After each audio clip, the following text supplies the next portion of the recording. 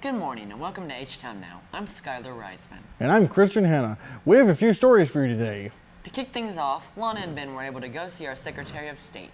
Let's take a look. Last Thursday, Ben and I were able to go see our Secretary of State, Lee Dean. We learned a few things about the political office and how voting works. Your delegates next year. You get to vote for state senators next year. You get to vote for your senator, your congressperson. And if you live in a town like Huntington, anytime they have an election, you get to vote in that election. What would you vote for in a Huntington election? Mayor, city council, you vote for city clerk, all those things. Ms. Phyllis Smith, who was here, she's up for election next year.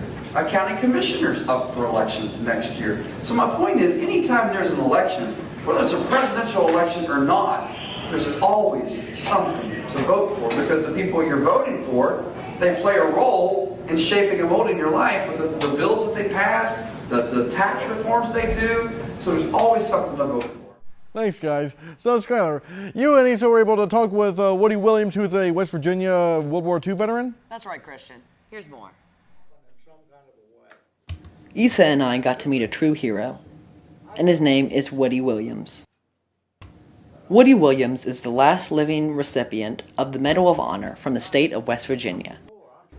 He came to our school to speak to a few of the history classes about his experiences in Japan during World War II. So he got a flag, American flag, 3 to 5, from the ship's supply. Every ship carries a big supply of flags because when they're at sea and that thing's flying up there, they come apart pretty quickly. You know, the wind just tears them up. So they had a big supply of flags, and he got one of those to take ashore because that was going to be his souvenir. He stuck it down in his jacket, took it ashore. When they got up on top of Mount Suribachi, they put the first flagpole up with that 3 by 5 flag on it. And but he wanted to keep that flag. That was his souvenir. So they were going to take it back down again because he said, "That's my flag." You know, and somebody said, "Well, you know, we got to have a flag now that we're on the island."